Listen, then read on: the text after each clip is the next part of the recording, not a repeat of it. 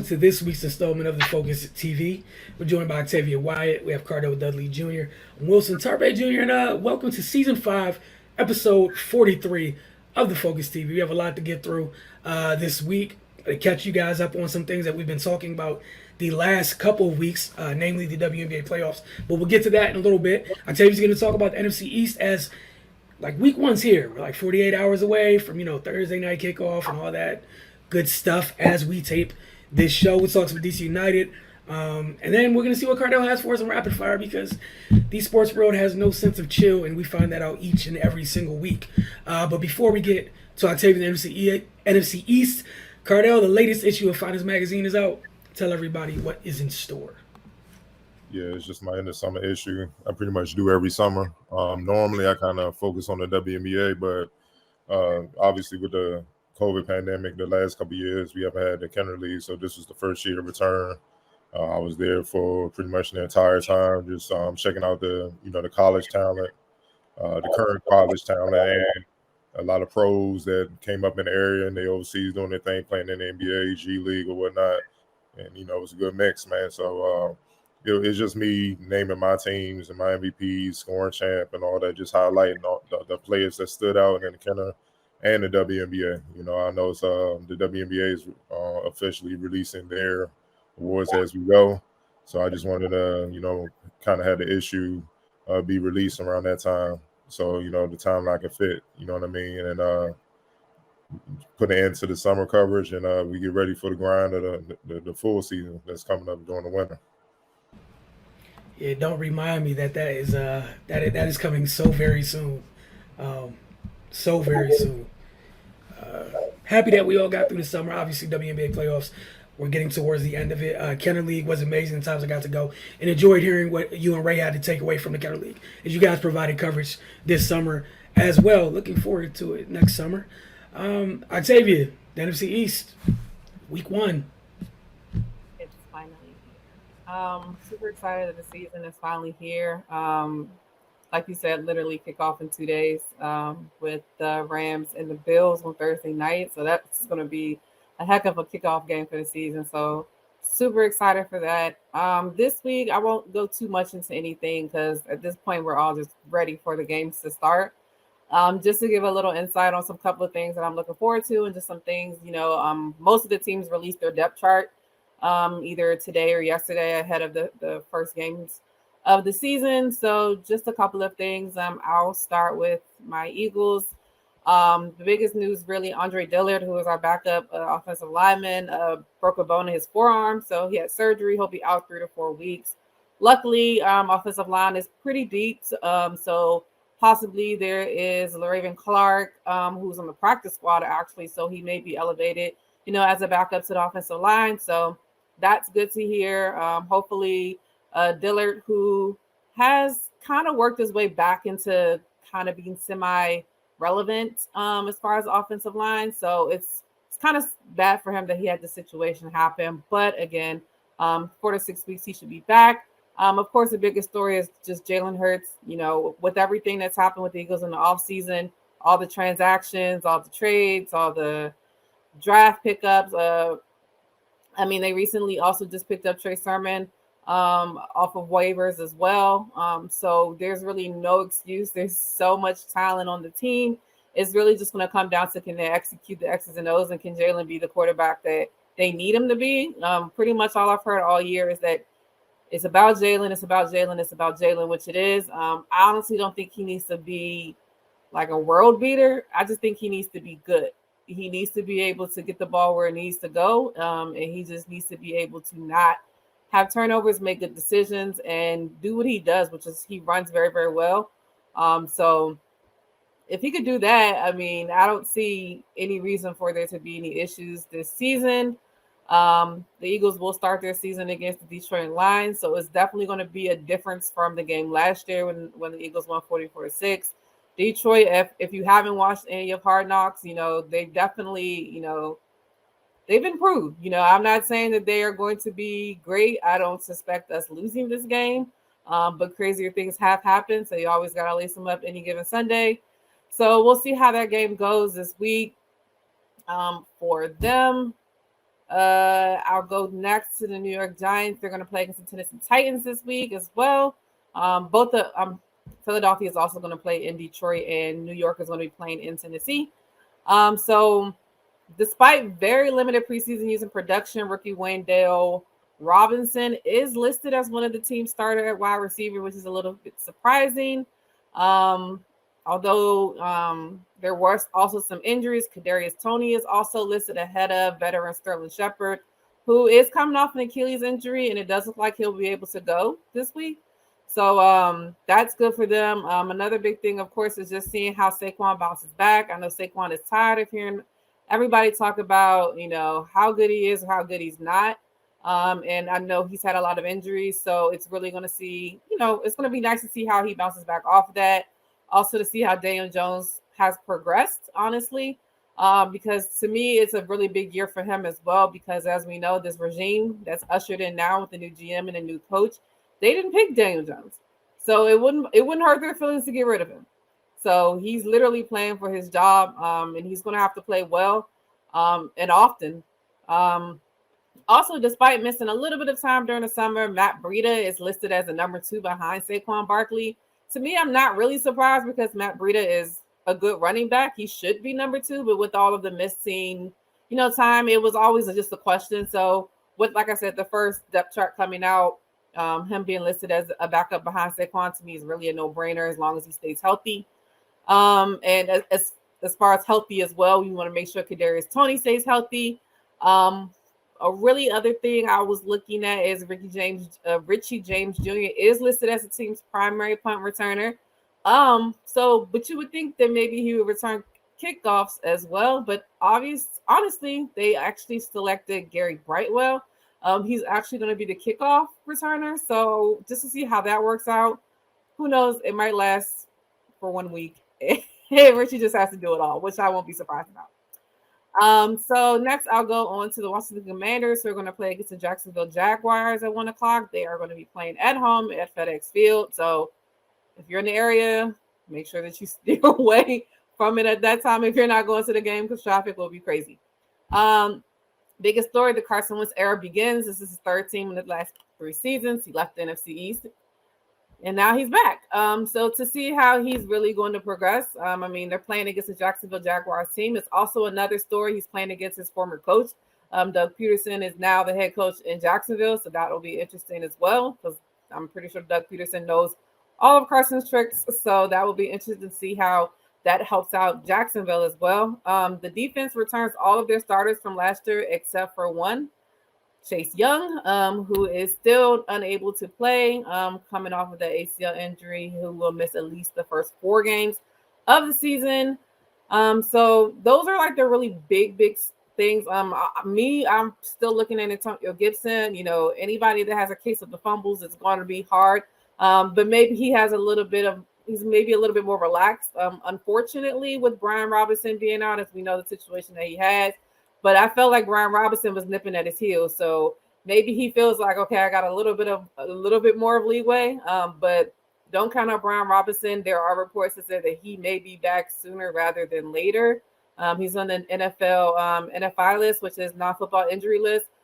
So he won't rush to get back, but who knows? And he was running really, really well before the injury, before the accident, or not accident, because the kids in PG County and DC are running crazy. So I hope he is getting a lot better. And then also, fresh off signing a $73 million extension, Terry McLaurin is going to be back to prove the naysayers wrong. I know I personally don't feel like he gets enough shine when you talk about top tier wide receivers, because he's played with a different quarterback pretty much every year he's been there. So to see how the relationship is between him and Carson, to see is Carson going to be able to get him the ball. Hopefully Carson doesn't rush it, because honestly, that's pretty much the reason why he's in the situation that he is. He sometimes overdoes it. But with the speed Terry McLaurin has, hopefully that if he does overdo it, Terry McLaurin can still get to those balls. Last but not least, the Dallas Cowboys are going to play against the Tampa Bay Buccaneers. They actually play Sunday night, 8:20, and they will be playing in Cowboy Stadium. This is a rematch of last year's opening game for both teams. where it was a very competitive game. Tampa Bay ended up winning the game. Tampa won 31-29. It's nice to note that Brady is also 6-0 against the Dallas Cowboys. And we know the Cowboys have a lot of question marks going into this season. We know, as I've heard all year, Dak is the best quarterback in the division. We know. We get it. He's the best one in the division. But it's not all about Dak. He has a lot of things around him that needs work. His offensive line. Longtime Eagle Jason Peters signed as onto their practice squad to help them with the Tyron injury as well. I don't know what a 40-year-old is going to do who couldn't stay healthy himself, but that's just the Eagles in me kind of salty. But I mean, Jason Peters is from Texas. It's a no-brainer. If he can get a check, congratulations to him. But yeah, it's going to be that. Their penalties is also going to be a big thing. So if they're going to be able to have those under control, because that's going to be their Achilles heel. And then also, I'm just looking forward to see the dynamics between the running backs and the wide receivers, as far as the sharing of the load for Ezekiel Elliott and Tony Pollard all year. All offseason, we've been hearing like maybe they should share. Tony should get more carries. Ezekiel should get less. So I'm interested to see how that dynamic actually works out. And then I'm ready to see if CeeDee Lamb is actually really ready to step up and be a number one wide receiver, especially because they're so thin with the injuries to Gallup and the injuries to James Washington. So it's going to be interesting to see how their offense works. And then last but not least, just to see how their defense is going to, come back from the great performance that they had last year. Although a lot of their defense was predicated on turnovers, it's kind of I don't want to say a luck thing because I don't want to take anything away from them, but you're not going to always be able to project that many turnovers every game. So to see them actually lock down, like I know we talked about Trayvon Diggs a lot, who's a great corner, but he was also burnt a lot in his last year. So to see if he's learned anything, to see if he's able to cover instead of just, because it kind of seems like sometimes he just kind of jumps the route and he's able to, has really good hands as a previous wide receiver. So he has a knack for the ball when it comes to that as well. And then I really want to see where they're going to put Micah Parsons. You can put Micah Parsons pretty much anywhere. I would be surprised if I don't see him rushing the quarterback on almost every down.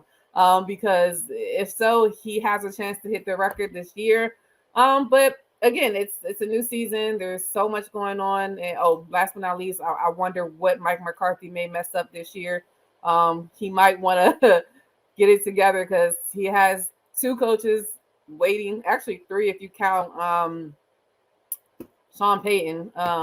We know that Kellen Moore wants to be a head coach, and we know that his name is escaping me right now, but the defensive coordinator was a previous head coach as well. And Jerry doesn't like to fire coaches during the season. I think they said the last time he did it was years and years ago, but they started like 1-4. So Dallas has a pretty decent opening schedule, so they'll have to come out the gate pretty good to make sure that they don't fall behind pretty early on in the season. So just ready for the season to start. And ready to see a lot of games outside of the NFC East. I'm not even going to lie. It's going to be a lot of great games starting this week. There's a lot of revenge games that I'm so interested in watching. So I'm going to have TVs, laptops, all types of stuff going to make sure I can watch all of them. Yeah, it looks like it's going to be an exciting week one. And I can't wait to hear the super official and supreme confident definitive takes from week one of a 17-game season. Somebody's going to the Super Bowl off of their first week win. Just know that. Guaranteed. It's just how things work. Going to take our first break here on the Focus TV. When we get back, going to talk WNBA playoffs because it hasn't gotten any less exciting. So one of the best games, I think a lot of us came away with that statement watching, Game 3 of Aces Storm. It was a really exciting game. The end of that game was amazing. I can't wait to see what both Cardell and Octavia have to say about that series, specifically Game 3 and more. When we return, we'll discuss WNBA. You're watching the Focus TV.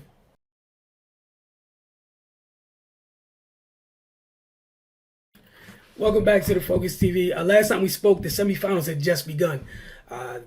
As of right now, we're heading into Game 4. As we're taping this, The first half of tonight's doubleheader is has just begun. We'll start with the Connecticut-Chicago series. Chicago leads 2-1.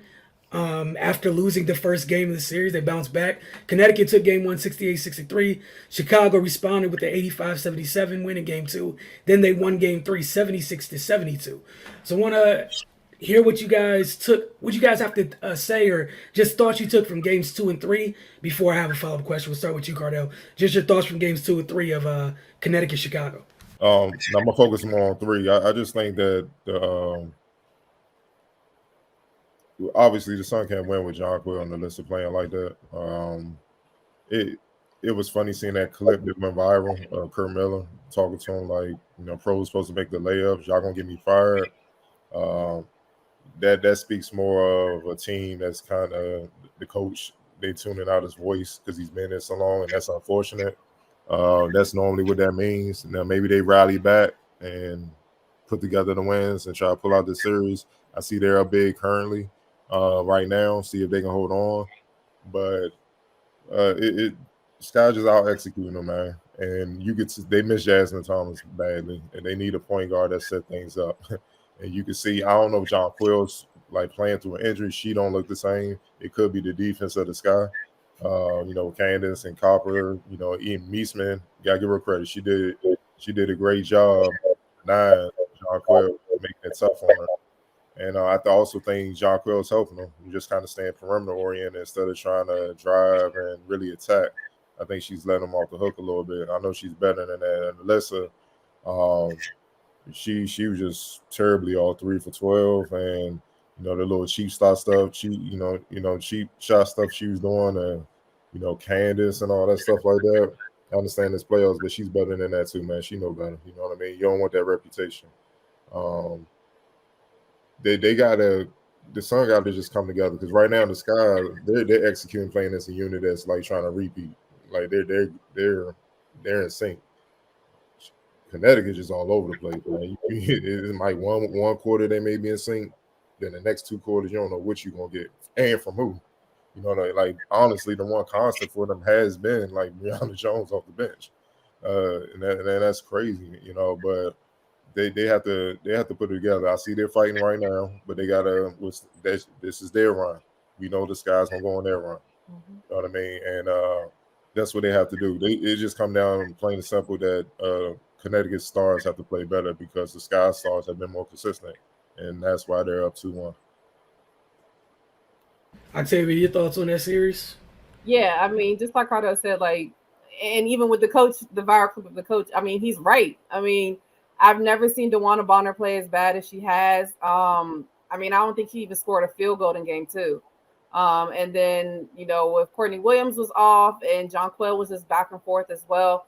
And like Cardell said, this seemed like Bree was the only one that was really consistent for them. She came off the bench and she did what she does. So they definitely have to lock in. It's kind of like the roles got reversed in a certain sense.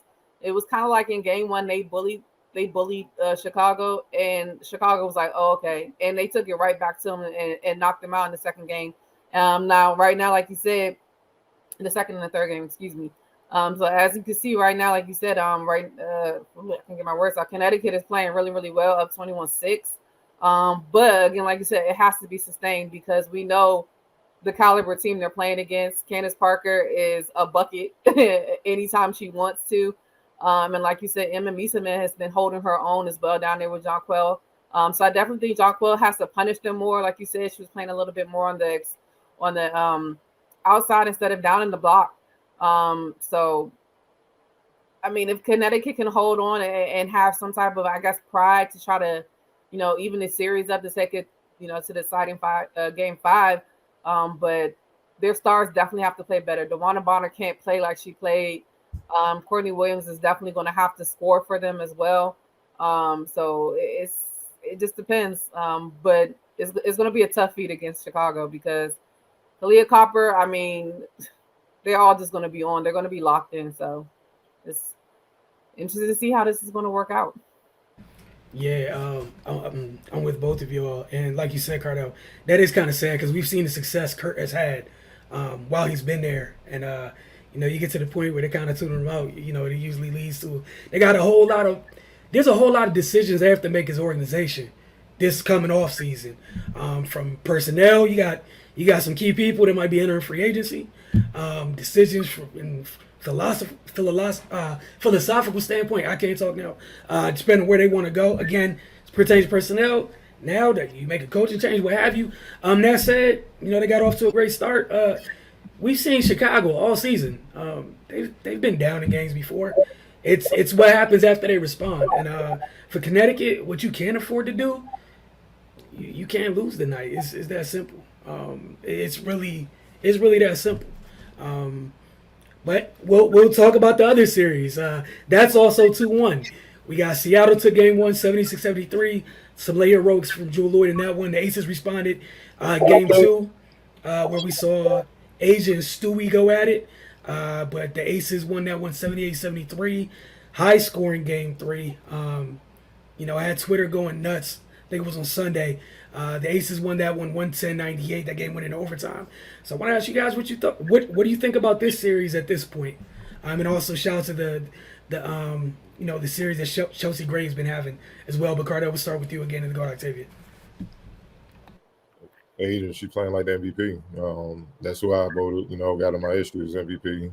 She's dominating, and the quickness of the Aces on the perimeter is giving Seattle trouble. We said like you gotta find a way to contain Lloyd. Sue's up there. She can't sustain that energy, so she's saving her knockout punch for late in the game if they need her. The Aces are taking full advantage of that because Sue can't rest. She got to guard. No other way to put it. And also, Plum, she's attacking. She's not settling. Like what I just said about John Quayle, she may not be efficient, but you feeling her. You know what I mean? And she's impacting game 7 assists, 7 rebounds. She's impacting game all around. If her shots start falling, it's not even close. And the defense that they put on Stewie and Lloyd, they were 2 for 13, I think, in the second half at one point. That's a no-go now. Stewie woke up and it was crazy. She was going off, especially in the fourth. She was going off, but it was too little too late. You can't do that. And you can't be that off on your home floor after you just took home court advantage in Las Vegas and just give it back in that way. And they still had opportunities down the stretch, but just defensive lapses, it cost them. And the thing I noticed in the last game is with Asia going, Stewie has to guard her, and she can't help it.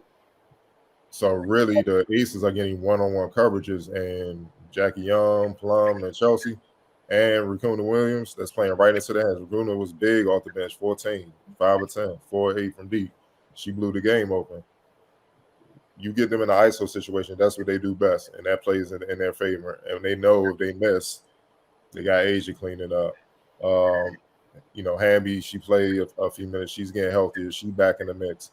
They did a great job, and then they really just like Stewie and Lloyd. We're gonna shut them down. Somebody else try to beat us, and nobody really stepped up until Sue started going. Late in the second half. But Tina Charles, clutch the free throws hurt because you missed those free throws. They were big misses, man, big misses. And look, they were right there. They battled back. They could have won that game and went up 2-1. They just got to get off to a better start. Their stars got to play better, and just the mental lapses defensively. And I think it's with them, like we always say, attacking Tina. And also Gabby Williams, be more aggressive. Like look like they did against the Mystics. Like don't hold back. I mean, what's the point? Use 3 for 4. Take more shots. You getting them.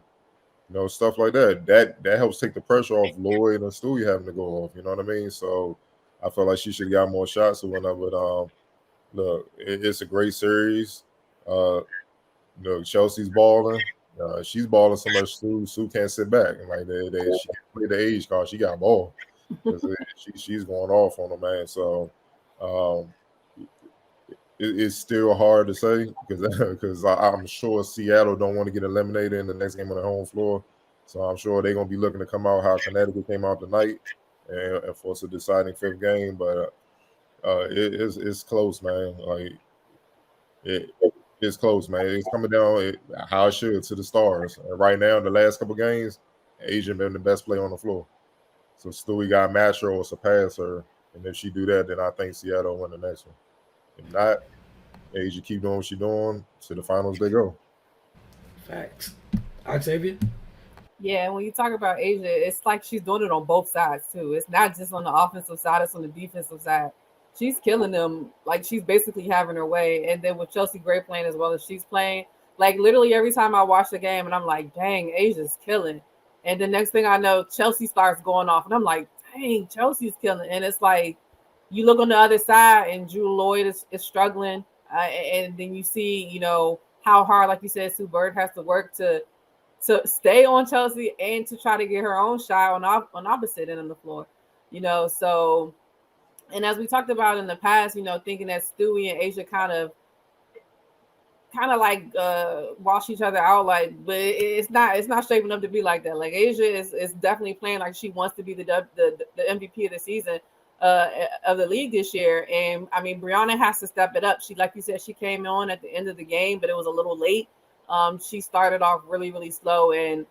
But the crazy part about it is as bad as it was for certain parts of the time of the game for them, they were still in it. You know, they still could have won.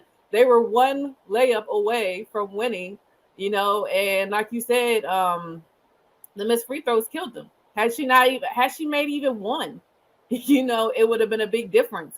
So they just have to make sure that they execute better, like you said, and make sure that they come out the gate, because I mean, granted, this could be it for Sue Bird, and I'm sure she don't want to go out like that, losing, like you said, on the home court, you know, with a chance to go to the finals in her final season.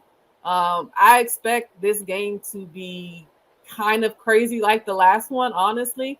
I expect for it to kind of be back and forth, but I really expect for Seattle to kind of hunker down. Like, I just can't see Jewel Lloyd playing as bad as she did again. I mean, worse things have happened, so I won't bet on it or anything like that. I'm just looking forward to a second game for us, and just see how this series plays out, and then just see who's representing not who's represented, but who's left standing in the finals. I'm saying either way, the playoffs have been phenomenal to this point. Yeah, and in that series, you know, everyone's talking about Sue.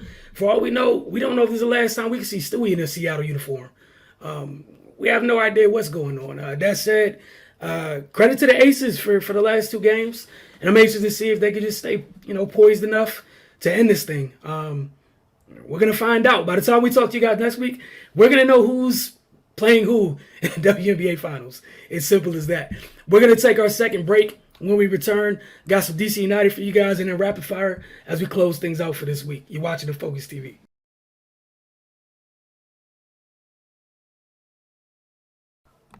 Welcome back to the Focus TV. As far as DC United goes, last Wednesday, the Black and Red got the result on the road over NYCFC to the tune of 2-1.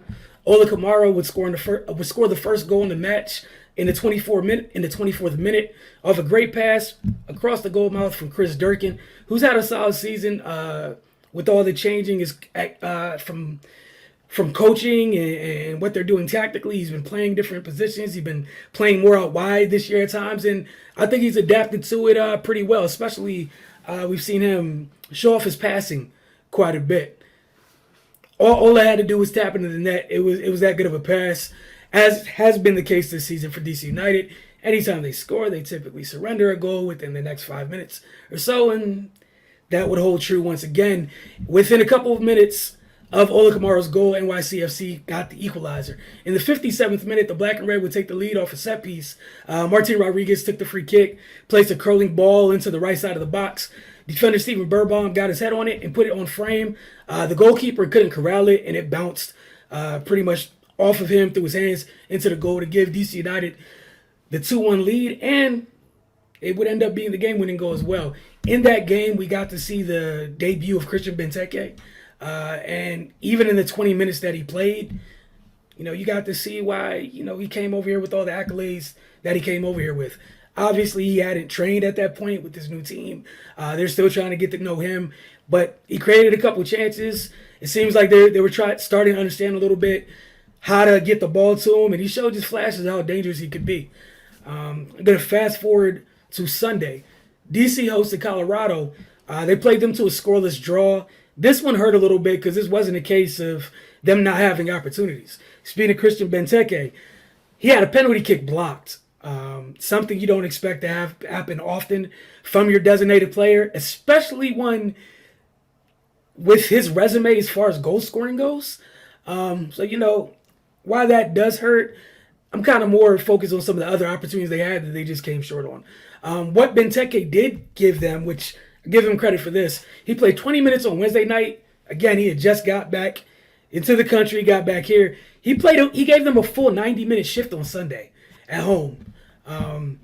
They played a 4-4-2 in that one, changed the formation a little bit. So they had Benteke up top alongside Miguel Berry. I'm anxious to see how that grows, that partnership up there. I think they do complement each other well. I think one of the biggest things Benteke provides, we've talked a lot this year, the final third, how they're just sped up when they get the ball down in that part of the field. Things are kind of choppy. With him, they've realized that they can put the ball up top. He wins in the air more times than not. You can just put him on frame. He does well as far as he does well in hold-up play. Has great touch, and he connects things for other players to run off of. So obviously, they'll get a chance to gel and go as they go forward. But they generated 16 shots. Only 4 were on frame. Got to be better about that. But he had a couple good opportunities as well. They definitely should have got out of there with all 3 points. That said, with their current, where they're kind of sitting this season, 1 point is not the end of the world. It's a step in the right direction. If you look at, just take a big picture, look at this weekend's performance, I thought it was very productive. They looked organized. And you can see what he brings to the table. And the biggest thing was Taxi Founces wasn't there. He was still out with a concussion. I can only imagine what that looks like if you do have, depending on what they do with the formation. And we'll find out later this week if Taxi returns, because they'll be on the road to face Real Salt Lake. If they're going to keep Barry and Benteke up top in a 4-4-2, or if they keep the formation, where do you slide Taxi in? Do you slide him out to one of the wings so he does what he does? We know what he brings to the table from a playmaking standpoint, from a goal scoring standpoint, and I think he'll be happy because teams can't focus on him like they've been able to focus. Benteke is a bigger issue to worry about. Again, the size that he has, he's a headache. But again, a productive outing. As far as this season, how this season has been going, it definitely was a solid week. You got to win. You definitely would have rather had all 3 points at home. That said, you got 4 points out of 2 games, which there's only so many times this season we could say that has happened, honestly. So just being completely honest there. But we're gonna move on to rapid fire. Cardell, what you got for us? Yeah, I'm starting on the basketball side. Kyrie Irving admits to going quirky-ish during an episode of The Shop on Uninterrupted. Kyrie spoke about his reputation and how he has learned to deal with people's perceptions of him. While he didn't exactly take accountability, he did know that he has been through a lot and that he lets things slide off his back now. Quote, I have been through a lot more than I could probably speak here only in 5 minutes or 10 minutes. Irving said, I don't use it as baggage that I like to carry around with me. My history is my history. I've done some quirky-ish in public and some quirky-ish behind the scenes, and I've dealt with the vilification of that. Just what are your thoughts on him admitting that it's some things he could have done a lot better over his career? Octavia, I'm going to start with you. I mean, we all knew that. It's nice that he decided to join the party. Yeah, he's been doing weird stuff for a while now. But I mean, I used to say stuff like that all the time. Then somebody said, how can we really say what's weird? How can we say what's normal? Everybody's different. So I give him that grace. But yes, he's been doing weird stuff. I don't know how else to put it. So, I mean, it's nice that he acknowledged it. I'm not surprised that he didn't actually take ownership in a lot of things because he hasn't before. And I don't think he ever will, honestly. I just think he's just like, that's just me. You guys got to deal with it type person. But yeah, I'm not surprised.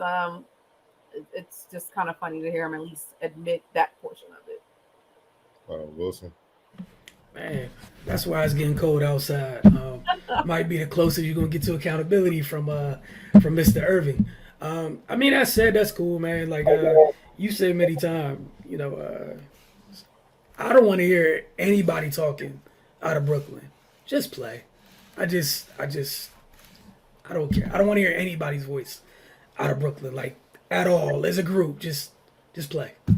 Everybody show up for training camp, be quiet, and hoop. That's all I want. Yeah, for me, it kind of validates things for his cult following, where they justify every single thing he does. Because now it's like, shut the hell up. Even he's admitted he's been tripping, and he knows he's been tripping. But the thing with these dudes, and they always talk about the negative part of the social media and stuff like that. But when you have your little fan base that just worship the ground you work on, it's like you could do no wrong. You could tell a lot of these dudes start really smelling themselves and thinking like, hey, I really can do no wrong. And that's not reality, man. It's a lot of stuff that he's done, alienated a lot of teams, players, and stuff like that. And yeah, that's on his resume. And he got a taste of it this summer when it was rumors he wanted out and stuff, and no one in the league was like, I'm good. Because it gets to a point where no matter how talented you are, you're not worth the headache, man. You know what I'm saying? It's just not. Like when we trade for you, what you gonna do? 3 weeks in, yeah, I don't feel like playing. It's trauma because people ran up on the Capitol, like they got anything to do with you. It's just so much stuff, man. You can point to. It's just wild, man. And it's dire because he just signed for 1 year. You know what I mean? He just re-up for 1 year. So that tells you where his value is in the marketplace, how other teams view him. I don't think these guys understand that these young players coming in that's nice, that's talented, and they're going to eventually replace you. And that's how this thing goes. And once you out the league, you gonna see how people feel about you when you out. Like think about Kareem, one of the greatest top 3 players that ever played this game. When he retired because he was so distant and cold towards media and team personnel and stuff, he couldn't even get a coaching job. He was like the 4th assistant with the Lakers, and he might be their best player of all time. So that just tells you how they get you back when your value down, you no longer the player you are. Now it's just human relation, people, character-wise. No, I'm good. I don't want to deal with that. So you got to take that L. And these guys are getting older, they're in their 30s, and that's the reality that's waiting them if they don't make amends, man. It's a start, but like Wilson said, man, hoop. Just hoop, man. Because if y'all don't win a chip there, oh man, it's gonna be a lot of documentaries about this period in Brooklyn Nets history, dog. Because this is gonna be a poster child why you don't kiss players' butts. And I'm trying to be nice, so we're gonna see how they go. Moving forward, Mr. Wembanyama, projected number 1 pick, Victor Wembanyama, will travel to Las Vegas next month for a pair of highly anticipated games, matching up with the projected number 2 pick, Scoot Henderson, of the G League Ignite. Wembanyama will play for the Metropolitan 92 from Paris. They take on the G League Ignite on October 6th in a pair of exhibition games in Henderson, Nevada. The games are expected to be broadcast on ESPN and Family Networks. The 18-year-old Wembanyama, who recently measured at 7'4" barefoot with an 8-foot wingspan, obviously has wowed NBA executives for the past 3 years with his combination of fluidity, skill, defense, shot blocking instincts, and feel for the game. And it's no secret he's the projected number 1 pick in next year's draft, unless he gets hurt or somebody just blows up this year.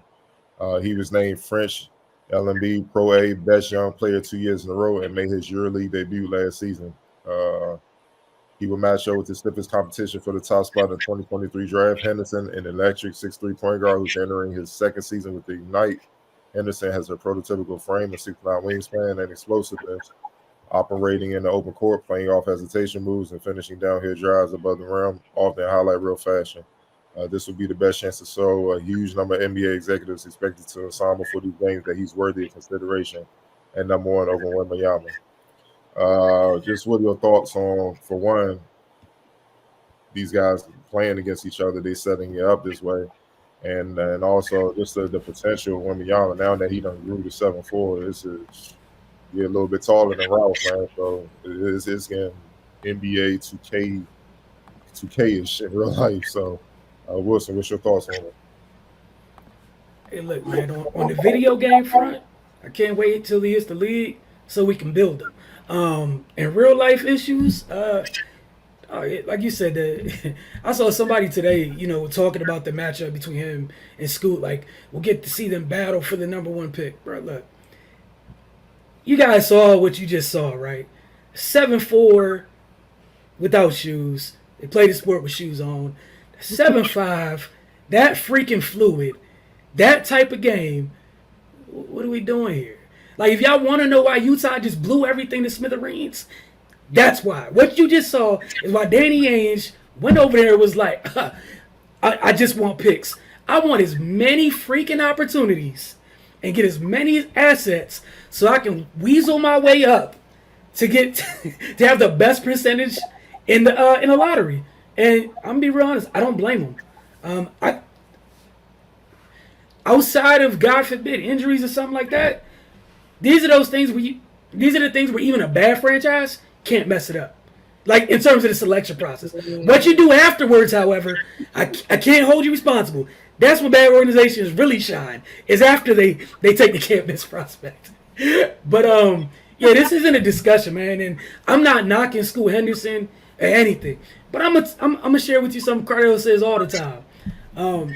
Regardless of skill, however skilled someone may be, talk about athleticism and height. And we're talking about the upper echelon of athleticism and height at his position. Then you sprinkle on the skill. Yeah, man, there's a reason people have been talking about this kid for like 4 or 5 years, man. There's a reason. And if this is your first time, like, really starting to hear his name, man, hit the Google machine and enjoy the clips. Again, Danny Ainge isn't the only one out there tanking. No, a few teams will join on fairly quickly. Give it about a month. I trade them. We good. We good. Y'all got a month to make it happen. Go ahead, Octavia. Yeah, I mean, same thing. Like, I'm just excited to see it. Anybody that's 7'4" with no shoes on and what they say, like an 8-foot wingspan or something like that, like, that's just wild. And he's 18. Like, who knows? I don't know if he'll even get even taller, but that's just wild. So, like you said, if somebody said Scoot Henderson could be, playing for who's going to be the number 1, it's already a lock. Like you said, there's no need to have this conversation any further. Let's just, there's no need to compare at this point. Just let them play. I'm just interested to see the game, to see the competitiveness, and to see him play. Like, yeah, it's going to be amazing. Yeah, man. And it's a no-brainer. He's no more pick. Hell, even if he get hurt, he's the no more pick. Unless it's a career-ending injury, it's just like heal. You don't pass up on that, man. Like we really have not seen nothing like this since Ralph Sampson. Like, seriously. And Ralph came out with 83. That's nearly 40 years ago. You know what I'm saying? So that's the last time we've seen something like this. And we hadn't seen anything like Ralph ever before that. So it's a part 2 coming, and it's sick, man, because he's literally 3 players in one. You can see Kevin in him. You can see Gobert defensively. And now, a short meditation for this crypto winter. You can also see it and stuff like that. Like, you can see a combination of play. You see a little bit of Ralph, man. My thing is just with some of these suspect medical staffs and training staffs, I just hope you go to the right organization where they will build him up and keep him injury free, so he can stay on the court and develop, man, and then just continue to get strong. Because everything else, if he gets strong and be able to throw his weight around with everything he got, and let that weight build naturally. Like, if I'm a team and I get him, there's only one call I'm making. Tim Grover, what's up? How much? You are assigned to this kid. Keep him healthy. Keep him on the floor. Like, we're not even gonna complicate this. The rest of the medical staff, y'all do what this man say. He's too proven. I'm not even gonna play these games, dog. So if he can stay on the floor, it's gonna be scary, man. And this is a perfect example of what I'm talking about earlier with the Kyrie situation.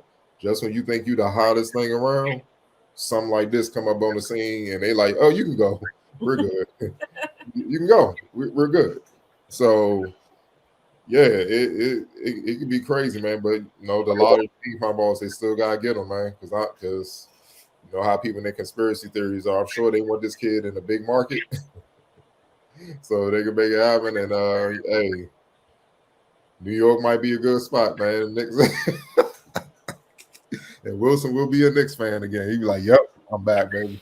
I ain't gonna lie. I might have to make him a league pass team. I would actually care and watch on purpose. I'm not gonna lie. I won't be a fan unless he converts. But I give him a chance. So that's how we gonna go, man. Move forward, NFL. Mitchell Trubisky was started quarterback for the Steelers in Week 1 game at Cincinnati. And Coach Mike Tomlin said Tuesday, confirming what's long been the suspected outcome of the off-season quarterback competition. Trubisky, who was voted one of the Steelers' 5 captains on Monday, won the job over 2022 first-round pick Kenny Pickett and longtime backup Mason Rudolph. Tomlin said, "We're just really comfortable with what Mitch has shown us. He's a guy that came to us with franchise quarterback experience. He's comfortable in those shoes. He's been a focal point of a football team and organization before. He's had success in doing so. Like I mentioned, when we acquired him, he took the Bears to the playoffs 2 out of 4 years. He has a winning record as a starting quarterback. Those things were attractive to us. His athleticism, mobility were attractive to us. He took care of the football in stadium. All our quarterbacks did. Just what are your thoughts on Trubisky getting the nod for Tomlin and in a post Roethlisberger era, and what expectation do you have for the Steelers this season? Start with you, Octavia. I think it was an easy decision. Granted, Kenny Pickett had a great preseason, but as a rookie, you always benefit from being behind a quote unquote vet. Now I know some people have their feelings about Mitchell Trubisky, as a quarterback from the Bears, but let's not forget Matt Nagy kind of ruined him. So it was a little bit, a lot of people felt like Mitchell Trubisky could have been a lot better than he was just because of the situation that he was in. And then honestly, he took a backseat. He went and he backed up Josh Allen. So he learned a lot of information when he backed up Josh Allen there. So to me, it was a no-brainer. I mean, it's again going to be his position to lose. I do think Kenny Pickett will eventually be the starter, but they paid they paid too much money for him to just be sitting there. That's just what I think. Number one, I mean, it doesn't make any sense. And if he struggles, then you have a reason to pull in Kenny Pickett if need be. I feel like that Pittsburgh is very familiar with Kenny Pickett. Being from Pittsburgh, I believe that Pitt and the Steelers share a practice facility, so I'm sure they're very familiar with one another. And I mean, at first, I think when I first heard the depth chart being released, they said that Kenny Pickett was third. So I had to go back and just check. I was like, I know they didn't put him behind Mason Rudolph, but they didn't. So he's second on the depth chart behind Mitchell Trubisky. But honestly, I think the Steelers, they have a good shot this year. I mean, I feel like they have a good shot every year with Mike Tomlin being their coach. Never finishing below 500 as a coach is ridiculous. And honestly, I mean, as long as their offensive line is a little bit better, they now have a more mobile quarterback because Ben, really couldn't move much in his last couple of years. I mean, they got Najee Harris, Deontay Johnson. They're raving about this wide receiver, George Pickens, he's probably going to be a good pickup for them. And we know Pat Freiermuth as a tight end is no slouch. And then we know their defense is top notch. So, I mean, they have a chance, granted they're in a tough league with, a tough division with the Ravens and the Bengals and the Browns. So, I mean, it's going to be it's going to be tough to get out, but I mean, they definitely have a shot. So I'm interested to see how it works out. I'm interested to see if Trubisky makes it through the whole season, or if Kenny Pickett does enough to take him somewhere midway through the season, which a lot of people are projecting would happen regardless. Wilson, I feel like this was it was kind of just reinforcing the plan they committed to. I think they took Kenny Pickett just in case worst case scenario for Mitch, right? But ideally they took Mitch because again we know the dumpster fire that was the Bears. And what they've been going through. So, and he didn't select himself third overall. He didn't do that. That said, coming out on the other side of it, what is he, like 26 years old or something? Despite the dumpster fire he was in, it's not like he was a sub 500 quarterback as a starter. And we've seen Tomlin take Mason Rudolph to the playoffs under center. If you can do that, you'll be fine with Mitch Trubisky, and Mitchell has a chance to.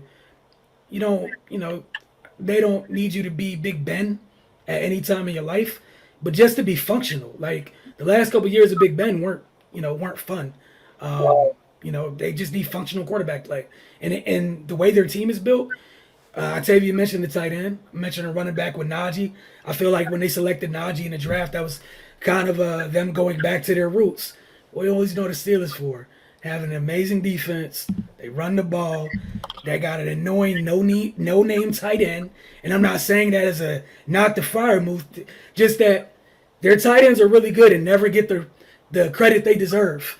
Even when Pittsburgh's doing what they do best. So it's like we've seen this recipe time and time again with them. I think Mitch should be fine. Like, from a talent perspective, he's the most talented quarterback on their roster. Like, what? It is what it is. Worst case scenario, you have somebody in Kenny who can be a solid backup. And all this means was even they knew that even after they got Mitch, they didn't want to have Mason Rudolph as QB2. And I'm not going to knock them for that. So I feel like the Steelers are right on schedule for what they planned in the offseason when they signed Mitchell. Good question with this. Do y'all see him having Trubisky? Do y'all see him having a kind of a Wiggins resurgence where like his former team gave up on him? Not necessarily to the championship, but just like remind you like, yo, that's why I was drafted where I was. Can y'all see that happening? I do. Like I easily do. And no disrespect to whoever he played with in Chicago. The weapons here, totally different. Firemouth is shown to be productive. Couple years in the league. Everybody loves Chase Claypool for what he brings to the team physically or whatever. Pickens might be the best wide receiver on that team, and he just got here.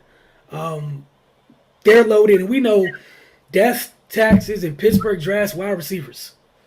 They find them. And Pickens was one of those dudes where if he wasn't hurt in college, he probably would have went top 15 in his draft. And, yeah, I think it's going to be a Wiggins-like resurgence, Cardell. And I think, people are kind of turning around and probably go dump on the Bears instead of how they dumped on him. Instead of just being like, hey, look what a functional franchise does. A coach that doesn't know how to lose does. This is what happens when, because people just undervalue coaching, environment, culture, all that crap that the Steelers have in spades.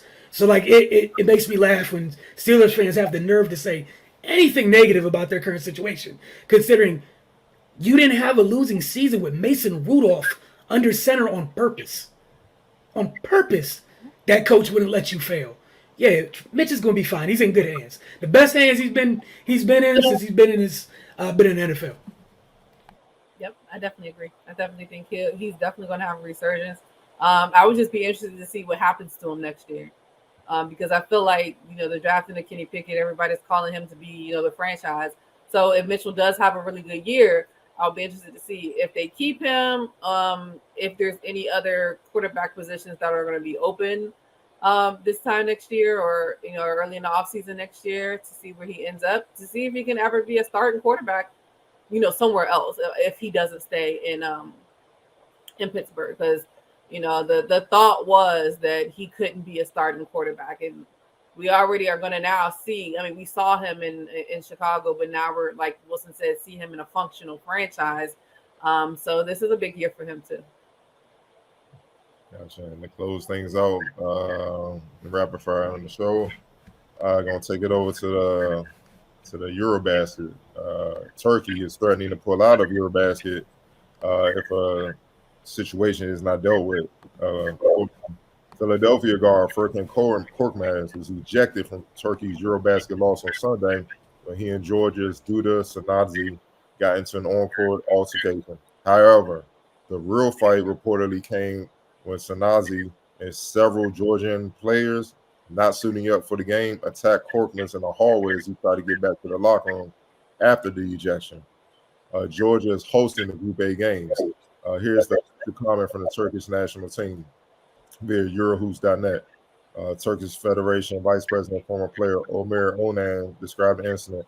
While Furkan Korkmaz was walking in the hallway to the locker rooms with our trainer, Georgia's players who were not in the active roster attacked him together with the ejected player due to Sanazi and the police. There should not be an attack on a player that goes to the locker room. At the end of the match, 30 policemen each pushed us into a fight. We got into a fight with Georgia's official police. I'm calling out to FIBA, and I have also told FIBA officials, let no one deceive themselves and think that we are stupid. They will bring us all the camera footage from that corridor minute by minute without anything missing. If those cameras do not come to us, we will leave this tournament. Wherever you look at, wherever you look at, there's nothing to hold on to. The non-competing player, Shingalia, and 3 people sitting on the bench went to the locker room at the end of the match. The police were in front of our locker room. Supposedly, they were protecting us, but they pushed us all the time. We were going to hit each other with our fists. There have been no reports of if Korkmaz was injured in the alleged attack. Just what are your thoughts on this craziness? We all have heard stories about overseas basketball being wild. Normally, during this type of competition, Eurobasket, EuroLeague style, they kind of tone it down with all the countries involved, but that's crazy. Just what are your thoughts on it? Let's start with you, Wilson. One is just crazy, honestly. Like, that's nuts. 2, I'm interested to see what this means for some NBA teams that have players that want to play for the country.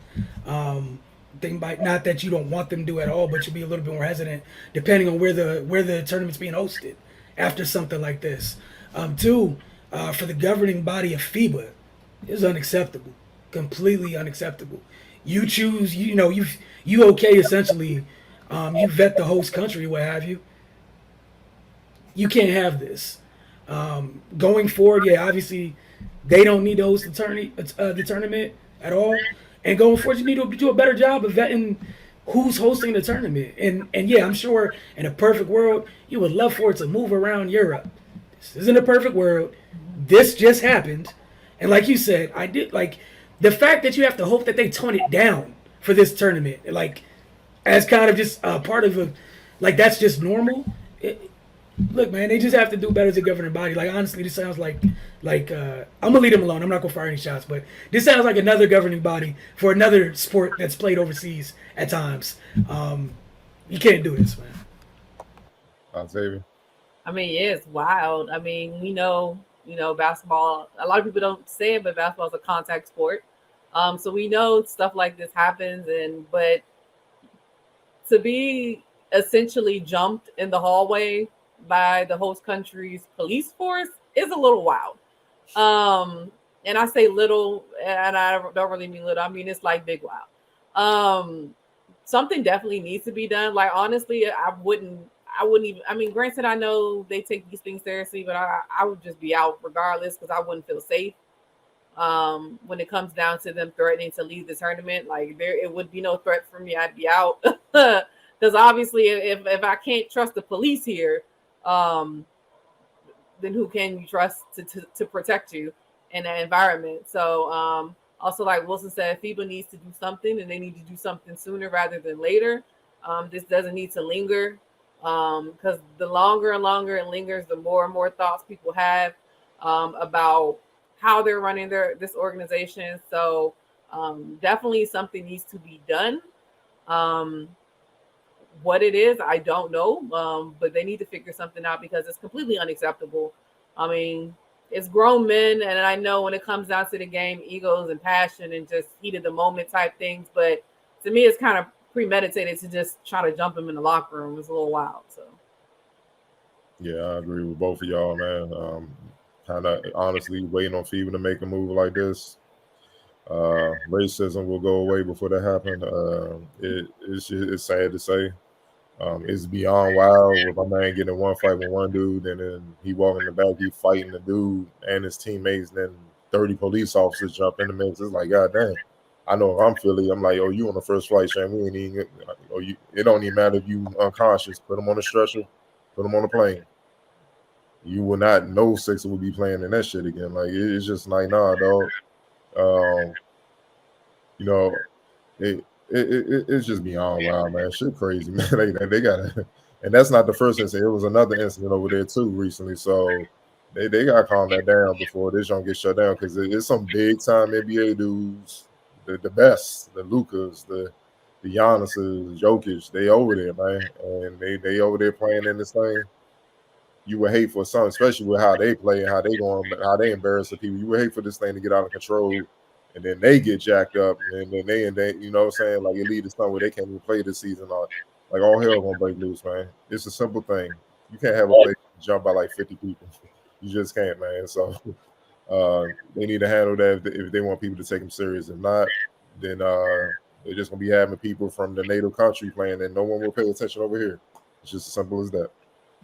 Yeah, what you said, and it's gonna hurt them on. It's gonna hurt them on. It's gonna hurt them twofold, like you said. You're not gonna have as many eyes watching it without some of these big players popping up, who have popped up over the years to represent their countries in these tournaments. One, and then two, right, what does the outlook of the chances of your team winning the tournament look like when your best player, who, some countries have, a couple players in the top 10, top 15, top 20 at NBA. And, NBA teams be quick. No, you're not playing in that. I'm going to put it at the top of your contract.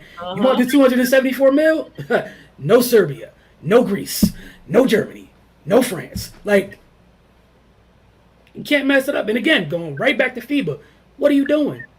Every governing body likes to make some money. This messes with your money. One, it's just disgusting to begin with, but two, it directly messes with your money.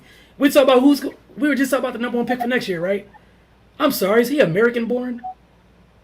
Okay, cool. Like, no.